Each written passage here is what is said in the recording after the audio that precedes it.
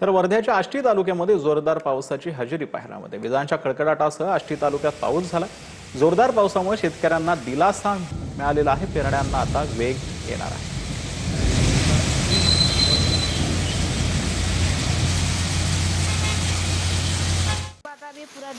तर भंडाऱ्याच्या तुमसरमध्ये मुसळधार पावसाची हजेरी पाहायला मिळते। तुमसरमध्ये अनेक घरांमध्ये आणि दुकानांमध्ये पाणी शिरलं आहे। तुमसरच्या सखल भागामध्ये पाणी साचलेलं आहे। भंडाऱ्यामध्ये वीज कोसळल्याने 3 घटनांमध्ये दोघांचा मृत्यू झाल्याची माहिती आहे।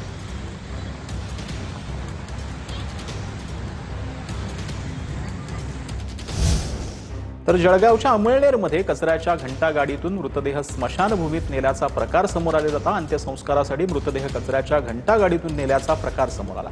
अमळनेर नगर परिषदेच्या मुख्य कार्यकारी अधिकाऱ्यांकडून घटनेला दुजोरा देण्यात आला। गंभीर प्रकाराची चौकशी केली जाणार आहे।